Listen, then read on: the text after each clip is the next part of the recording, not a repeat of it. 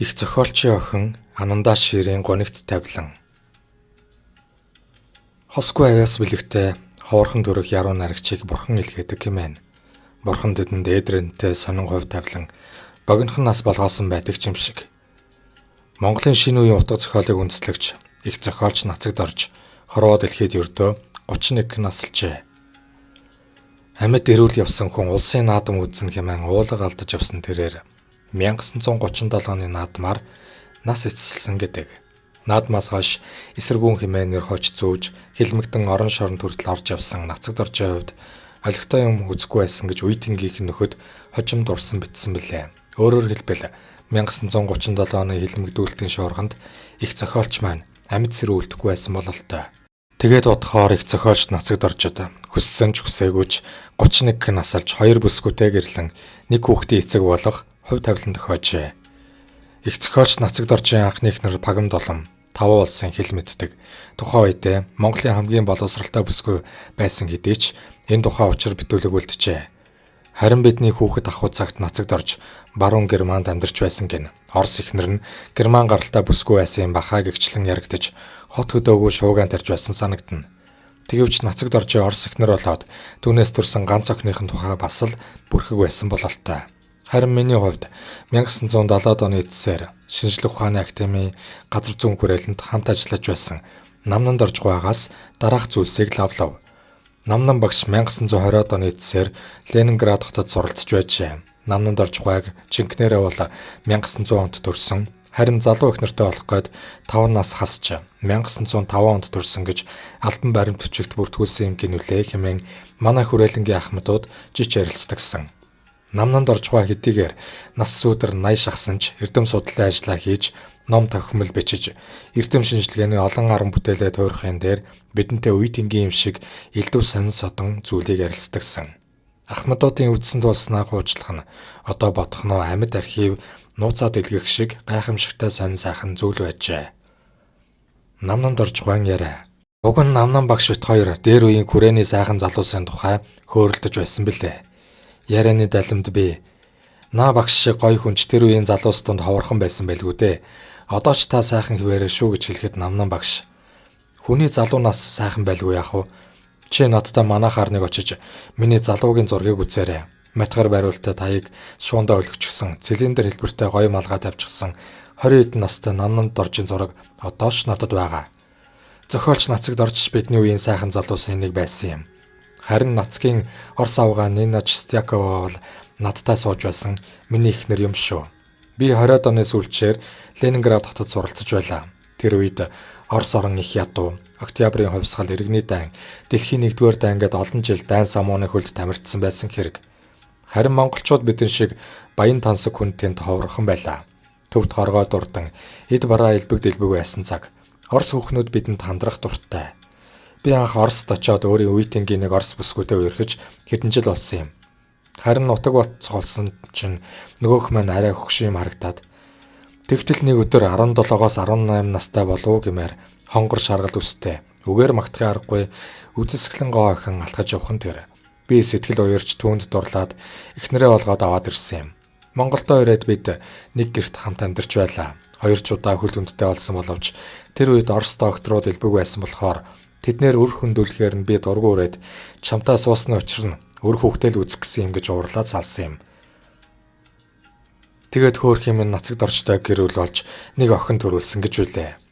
Тэр үед би дөнгөж их сургууль төгссөн эд залуухан байсан тул тэр сонин учрал тохиолын тухай л сонирхож байснаас бус харь газрын нэгэн Орос бүсгүй хэл мэдэхгүй хүн танихгүй өөр улс оронд хань болно гэж авчирсан хүндээ хөөгдөд явж байхдаа яасан их шаналж байсан бол хэмээн огт бодоогүй лээ. Сайн муу юмны учиг тайлах нас тогтсон хойно одоо элдвийг эргцүүлэн бодох үед эвгүй цаг үеийн шуурганд элдвэрээ гойчлуулж эсэргүүн хэмээн хилмигдэж явсан Нацагд орж хийгээд түүний Орос эхнэр Нина охин Анандаа ширийн нарын хувь тавилан өрөвдмөр эмгэнэлтэй өнгөрсөн миний өрөөг өвдөх шиг болдог юм. Нина Чистяковын амьдралын эдрэтэ зам. Хажуу газар ургана гэдэг нь хайлаас модны жам юм аа. Харин газар очно гэдэг нь үгүй хүний заяа юм аа гэдэг шиг л эхэлжээ. Цус нулимсанд живсэн он жилүүд. 1930-аад оны дунд үеийг би Монголынхоо төлөө зүтгэсэн эх орон чөвгүүдийн цус нулимсанд живж тэдний амьдралаараа хохирсон эмгэнэлт цаг үе байжээ гэж бодно.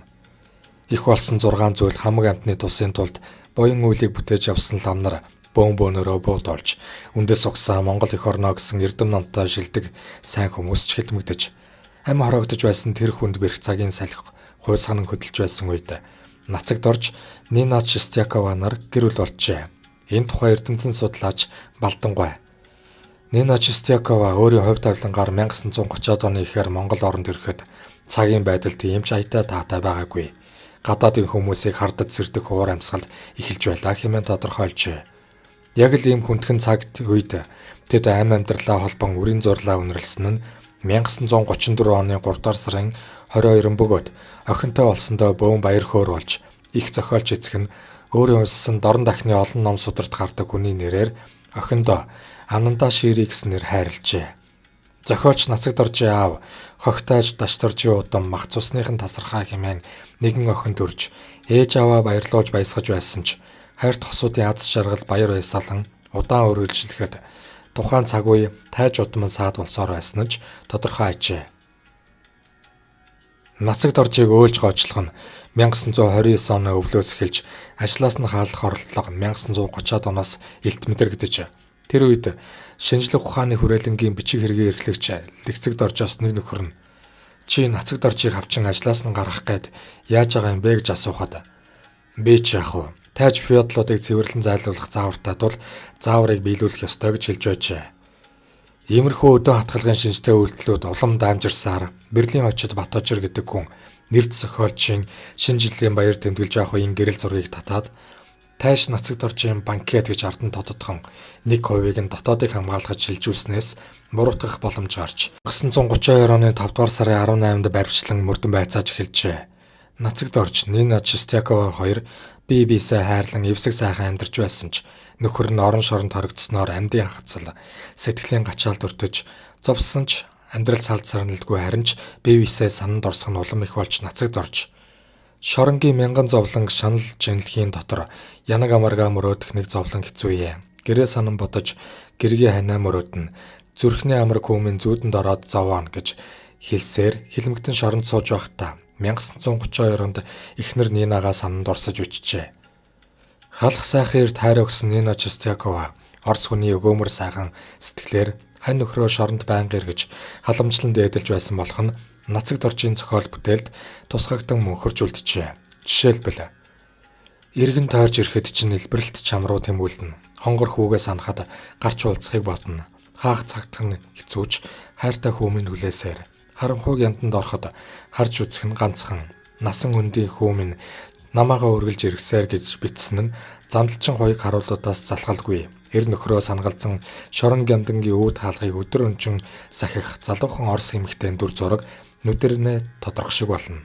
Нина Чистякова анх намнанд орчтой толгой холбож харийн газар бэр болсон ч намнанд орж байг хөнгөн явдалтай насан туршид ханилахад учир дутагдaltaй мэд санаж хүүхэд гаргахаасаач болгоомжлсон бололтой.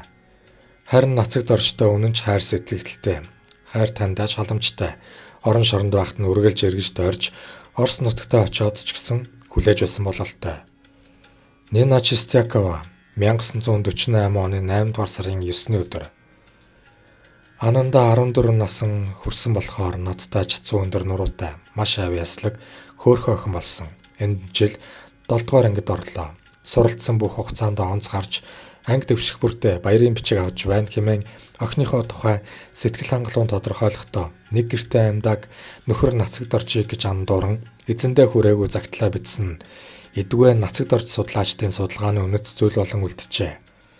Нина Чистякова төрлөх Ленинград хотод очиод нөхөрт гарч хоёр дахь охин Татьяна Нина Григорьевна 1939 онд мэндэлсэн ч Монгол нөхөр нацагд оржигоо амьд сэрүүн байх гэж зүсгэлэн дээдэлж охиных нь болоод өөрийнхөө тухай Монголоос явснаас хойш 10 гаруй жилийн дараа загтал үжиж байсан нь хайр сэтгэл гэдэг насан туршид сэтгэл зүрхэнд хадгалагдаж үлдсэн байдгийн баталгаа мэт санагдана. Энэ сайхан сэтгэлтэй Орос бүсгүй Монголд амьдарч байхдаа ганцаардаж хавчигдах, шоронд орсон нөхрөө сангалзах, дотоодыг хамгаалахынд мөрдөгдөх зэрэг тоймлохын аргагүй зовлон бэрхшээлтэй тулгарч байсан юм шиг санагдана. Намнанд орж байгаа надад туушлагатай. Нацгийн орс авгааг манайхан хавчиж хяхаад цагаан арлын дамжлага бааз орох чинжтийг дагуулад нялх хүүхдийг нь тэврүүлээд хөөчихсөн юм. Хайр газрын ганц бие эмэгтэй бас нялх хүүхдтэй хэлэх үү хаа байсан Ленинград хот ортол хэдэн мянган километр газар яаж зовж зүдэрч явж хүрээвал гэхээс өрөвддөг юм. Уйлж шаналх нус нулимстайгаа холдох юу ч биш. Нинагийн хувьд би ч их гим хийсэн хүн юм шүү. Намайг дагаж Монголд ирээгүй бол гэж өөрийгөө буруутгах зэмлэх аяс ярианд нь илэрч байж үлээ. Тэгснээ ер нь зовлонг дааж гарах маш их сэтгэлийн дэвчээртэй, гайхамшигтай эмэгтэй. Би эх орны дайны үед Ленинградын 900 хоногийн бүслэлтэнд өлсгөлөнгөөр өгсөн байх гэж боддог байсан юм. Харин тэгтэл хизээ хойно амьд байсан. Амьдралд аль сонин хачин юм тохиолдохыг тэр гэхвэ. Би 1957 онд Латв, Литв, Эстон орох төлөөлөгчдийн бүрэлдэхүүнд багтаж намын төв хорооны нэг нөхөртөө Ленинградаар дайрч явсан юм. Тэгтэл тэр нөхөр нацагт оржийн охин Андаа Ширийг таньдаг байсан юм байж утсаар ирж байна. Би бүр сэтгэл тогтлоод ээж нь байна уу гэж асуугаад орхих гэсэн чинь харин байна гэж хариуллаа. Тэгжил Нина Чистяковын аймагт дуу хоолойг дахин хизээ хойно сонссон юм. Нацагт орж хэдэн онд яаж нас барсан юм бэ гэж надаас асууж байсан шүү. Би бүр очиж уулзмаар санагдаж байсан ч онгоц нисгэд 2хан цаг дутуу бид нисэх буудлын руу явах болчихсон байсан болохоор амжиж завдаагүй хэмээн ярьж үлээ. Нацагт оржийн төрсэн ганц охин Андаа Ширийн амьдралынхаа сүүлийн жилүүдэд Монголд ирж амьдрах болсноор түүний ээжийн болоод Анандагийн амьдралын тухай монголчууд бид бага боловч ярих юмтай болжээ. Сэтгэл хөдлөсөн сайхан учрал тохиол мартагдана гэж үгүй. Нацагт оржийн Мендельсний 85 жилийн ой үеэр шиг санагдана. Монголын маань гайхамшигт нэгэн хатагтай удуулгайн хамт хөх торгон дээл өмсөж шар дурдан бүс ороос нэгэн гойлог эмэгтэй алхаж явсан нь нацагт оржийн охин Андаа Шири байж үлээ. Цэлмэг тэнгэрийн оронд төрсэн гойлог бүсгүйд цэнхэр торгон дээл зогсон гэдг нь ванили. Цэцэн мөргэн найрагчийн төрсэн ганц охин цээжинд баясал тээж ирсэн тэнгэрийн дагн мэт хэмээн уулга алдаж хүлгэлсэн мөр батаг миний тэмдэглэлийн дэвтэрт үлдсэн байх юм. Их зохиолчийн охин Андаа Шири.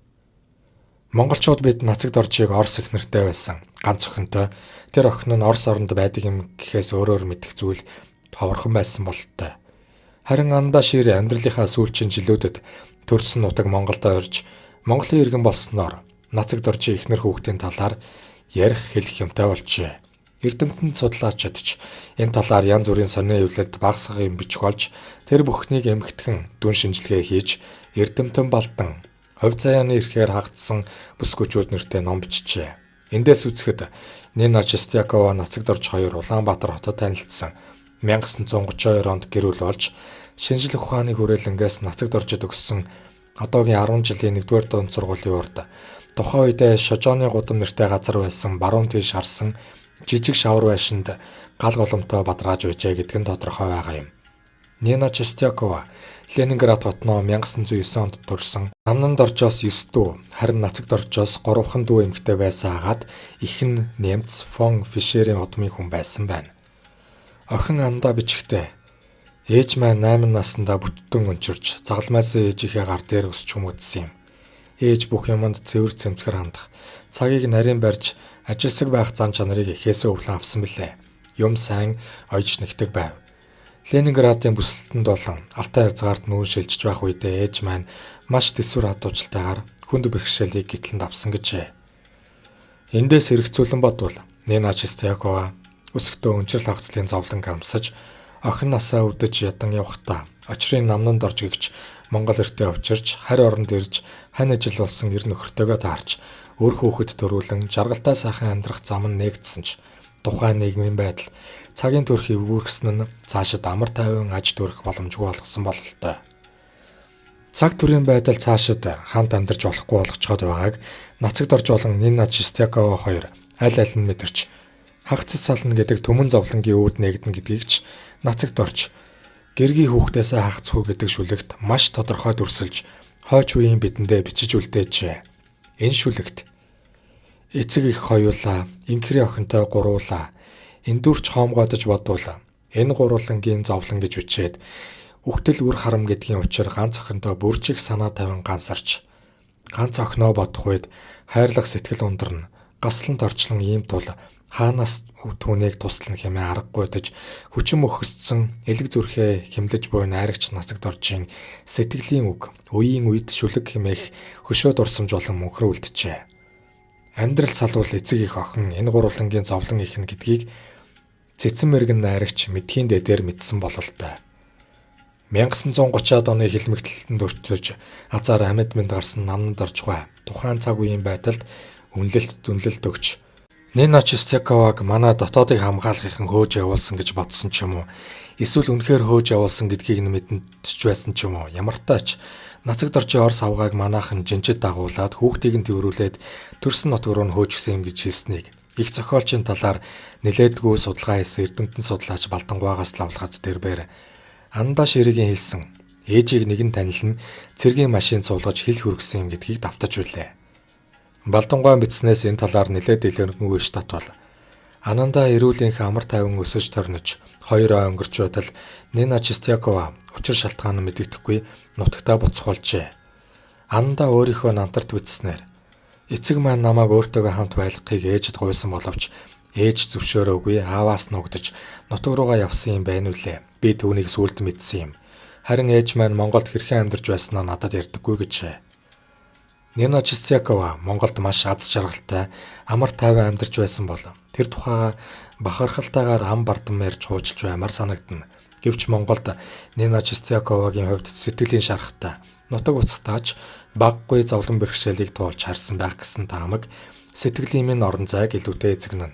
Оржийн ихнэр нутаг утаснаар их зохиолчийн бичсэнчлэн энэ дүр чоомгодож бодвол энэ гурвангийн зовлон хэмээх мөр шад амьдралынхын зам мөр болон үлдсэн юм шиг. Ихнэрээ нутаг утаснаас хойш сэтгэлийн зовлонд дарагдсан Нацагт Орж аятаа тогтоож байсангүй архи дарсанд арай илүү автаж гунин гутарч явсаар ойролцоогоор 8-9 сарын дараа учир битүүлэг өглөөр ертөнцийг орхижээ. Нацагт Орж чулууд ирлэн мөнхнө орсож ихнэр хүүхдээс хагцах хийгээд эсэргүү дайсан хэмээн адлуулахын зовлонгоос салсан ч Нина Чистякова болон бяцхан охин Анандагийн хувьд зовлонт онжилууд үргэлжсээр л байжээ. Нинаг нутагтаа ирснээс хойш хэдхэн жилийн дараа эх орны дан эхэлж төрлөх хот Ленинград нь бүсэлтэнд орж өвхөл хагцал өнчрөл өнсгөлөнгийн гайхамшиг нүүрлжээ. Нина нутагтаа очиод нөхөрт гарсан ч нөхөр нь эх орны дайнд ажиллагдсан болох нь ч тодорхой. Хоёр нялх бэлчээр хүүхэдтэй Нина 1941-өөс 42 оны өвлийг бүслэгдсэн Ленинградад өнгөрүүлээд 1942 оны хавар Алтай хязгаарт нүүж очижээ. Тэднийх Алтай хязгаарт 2 жил гаруй болоод 1945 оны 1-р сарын 1-нд Ленинградтаа иргэн ирсэн байна. Дайсны онгоцны бөмбөгдөлт их бооны давталгаанд нэгэн төрчихсөн Ленинградад ирэхэд эвдэрч нурсан байшин барилга, гэрэл цахилгаан халаалтгүй өрөө тасалгаа иргэн хотдоо ирсэн ард иргэдэд угтсан байх гэж бодогдно. Энэ бүхэн 2 бага насны хүүхэдтэй эмэгтэй хүнд амьдрахын төлөө тэмцэл бэрхшээл зовлон байсан гэдэг нь ч ойлгомжтой. Нина Чистякова бол амьдралын хүнд бэрхийг сөрж гарсан Оросын баатарлаг эмэгтэйчүүдийн нэг байжээ. Нацагт Оржийн Орос эхнэрийг маш сайхан гоо үзэсгэлэнтэй бүсгүй байсан тухай ном зохиол баримт материалд тэмдэглэн үлдээсэн хэдий ч охин Анандаа нь ээжийнхээ талаар тодорхойлохдоо ээж маань гоо сайхан эмэгтэй байсан бөгөөд 70 настай байхад нь хүртэл хүн бүхэн л гоо сайхнаа яаж хадгалан үлдсэнийг нь гайхдаг байлаа. Ээж бидэнд хатуу шаардлага тавьж хүмүүжүүлэхийг зорддог байв. Баг дүүг ихэхэн анхаарч түүнийг хань ижилтэй болсны дараа нь ээж ганцаараа амьдрах болсон юм да гэжээ. Нацагт Оржийн ганц охин Андаа Ширэж сайн ихийн үр хүүхэдтэй санаа тавьсан эрхэм сайхан хүмүүжлэр төлөвшин 1952 онд дунд сургуулаа төгсөөд Ленинградын политехникийн дээд сургуулийн гидроинженерийн факультетэд орж суралцжээ. Сургуулаа төгсөөд аспирантурт суралцсан байна. Анандаа мэргэжилтэд ихэхэн дадлагжиж өргөн мэдлэгтэй байсан тул 1966 онд Эстоны Таллин хотод нөхөртөөгөө шилжин очсны дараа политехник их сургуульд 10 гаруй жил багшилсан ажээ. Ананда Шири мэргэжилтэд маш сайн байсан гэдээ ч тэрбээр зураг зурах гайхамшигтай авиастын дээр шүлэг бичдэг байсан нь үнэхээр олзуурхмаар. Энэ тухай төрийн шагналт зохиолч удгуулгай бичгтээ. Их зохиолч Дашторжийн Нацагт Оржийн охин Ананда Шири зөвлөлт Эстонд амьдарч хөдөлмөрлөж байдаг юм. Энэ удаа тэр намайг туйлын их баярлууллаа. Тэр өөрийнхөө 10 гаруй шүлгийг илгээжээ.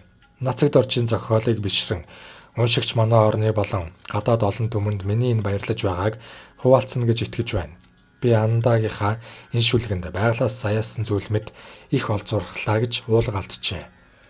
Ананда шири эцгээсээ зурж үчих авиас бэлхийг өвлсөн бөгөөд Аавда гэдэг шүлэгтээ сар тоссон цацал мэд таны сэтгэлийн зул өмнө минь гэж сайхан мэлметан намайг инкрилэн ширтэж өнчөрч хагтсан охиныхоо зовлонгуйгийг нэмгэлэхээр өөр ертөнцөөс сэмхэн ирж өр зүрхийг минь уйсаанам гэд.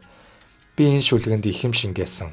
Энэ бол магадчгүй миний хөтөлбөрч байж мэднэ хэмээн эцгийг яруу найргийн тэнгэрт эдэлсэн байдаг ажээ. Нэг магадлах бодит үнэн баримтан төдвийн сууд нацагдоржийн охинтой үүлэн цаана 8 цаг ярилцав гэдэг ярианд тусгагдсан байна. Бид хоёр үүлэн дээгүүр нисэж явлаа. Хажууд минь орд залуу Андаа ширэд анх учирсан мөчөд ийм байж үлээ. Би асууран эцгийн таар дүр ямархнаар төсөөлөгдөж байдаг вэ гэхэд Андаа шири хариулж эцэг минь надтай үлгэр домгийн сайхан хүү юм. Хурч болшгүй тийм туяа цацарсан үзэгдэл миний сэтгэлд уяатай байдаг үлээ хэмээн хариулсан нь төрсөн эцгээ бурхан мэдтэй эдэлж шүтэн хайрлаж явсны баталгаа билээ. Хүн өтөлбөл нутгаа, тураг өтөлбөл уулаа барааддаг тухай монголчууд бид үе дамжин ярьсаар ичээ. Андаа ширийн хувьд Хинти хангаа саяаны өндөр сайхан нуруунууд, хойд зүгийн чимэг болсон ой хөвчин уулнууд, миний шарга номны өргөн өх говьд өмнө зүгийн манлай болсон элсэн манхан далайнууд энэ бол миний төрсөн нутаг Монголын сайхан орон гэж насан туршид бахархан санагалзаж энэ бол миний эцгийн ч төрсөн нутаг хэмээн дээдэлж үлгэр домгийн юм шиг үдсгэлэнт сайхан хөх тэнгэрийн орондоо үсэн бууралдахын цагта сэтгэл шулуудан ирээвдсэ. Эстонд 1990-ад оны ихээр амьдралын байдал хүндэрч нэгэнт нөхрөө хүнд өвчнөө улмаас алдаж ганцаар тэтгэврийнхээ хэдэн рублээр амьдарч байсан Андаа унсан газар угаасаа самуротон Монгол их орондоо ирсэн юм. Их зохиолчийнхоо охиныг ирэхэд Монголын зохиолчдын хороо нийслэлийн Баян зүрх дүүргийн 12 дугаар хорооллын 4 замын зүүхэн талд тоглогхон байр өгчээ. Ананда Монголд ирснээр их зохиолчийн охиныг хүндэтгэн дээдлэх хүмүүс олон байсны дээр тэр үеийн соёлын сайд Инх баяр Монгол мэдлэгийн их сургуулийн захирал тэн зохиолч Дашнам нарын зэрэг сайн санаат хүмүүсийн дэмжлэгтэйгээр амар тайван сайхан амьдарч Монголын иргэн болсон юм. Ананда Монгол суурьсныхаа дараа дээрх хүмүүс ихэн дэмжлэгтэйгээр Орос, Эстонд зачлан очиж ээж Нина Чистякова, охин дүү Нина Григоровна болон дотн найз нөхдөдтэйгээ уулзаж байсан нь эцсийх байжээ. Монгол зуршихаар ирэхээс өмнө Ананда хотоодны хорт авдаруулж мэс засал хийлгэсэн байсан нь их нутагта урт насалж удаан жаргах зам мөрийг нь туссан бололтой. Андаа шири насан өөд болохоос өмнөхөн 1994 оны 10 дугаар сарын 9, 12 дугаар сарын 7-нд ээжтэй загтал илгээсэн ч нэгэнт нас сүүдэр 80 холд авсан ээж нь ханаад хүрч биеийн сулдан байснаас хариу загтал бичиж завдалгүй байж байгаад хожим охиндоо загтал илгээсэн ч төгөлдөр охин нь төрсөн нутгийнхаа чулууг дэрлэн мөнх нойрсон тул хожимджээ. Тэгвч өгтөл үр харамгаж охиноо урт насалж аз жаргалтай байгаасаа хэмээн сэтгэл зүрхэндээ дээлсэн ээжийнхэн загтал яасан өрөвдөлтөөр эзэндээ хөрлөгөө үлдсэн болохыг товчхон сөхвөл. Ээжийнх нь бичиг гэж найгаа алдсан байгаа биз. Үзгээл арай гэж тогтоож байна. Гар салгалаад байгааг ч хэлэхүү. Ээж нь нэг сонины хайчилбар хийлээ. Хоёр талыг хоёуланг уншаарай. Ээжийнхөө өгөнд ороорой. Хөл гарынхаа хуруу бүх үе мөчөө өглөө болгон доод тал нь 30-аас 50 удаа эргүүлж хөдөлгөж бай. Салхин цай явж бай. Гүүх бол албгүй гэсэн шүү наачка. Төрсөн өдрийг чинь тохиолдуулан баяр үргэж үнсэе. Ирүүлэнх сайн сайхан бүхнийг өрөөй. Чадал хөрүүл охиндоо ядаж сардаа нэг захиа явуулаад авахыг бодноо. Чимэн ч гэсэн зав зай гаруул бичиж бай гэжээ. Хувь заяаны ирэхээр хагдсан бүсгүйчүүд хуудас 62.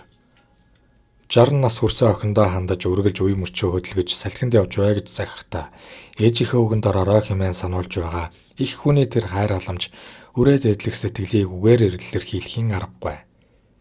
Их зохиолч нацагд орж бурхны оронд очихоос нэг жилийн өмнө ганц охиноо бодоход хайрлах сэтгэл ундрна хэмээн биччихүүлдээжээ. Найрагч нацагд оржийн ганц охиныг монголчууд бид үеийн үед үрийн үрд их зохиолчийн маань мах цусны тасархаа хэмээн хайрлан дээдлэх учиртай. Хөөхий тэр бүсгүй нацагд оржийн охин хөх тэнгэрийн орны хөрс шороо болно, цэцэг болно. Хөрсөн бие нь цагийн салхинд хувирж ингэр газрын эс шороонд дуусна. Эхэлж төрсөн Монголдоо эцэлсэн болохоор. их сурвалж баяр сайхан.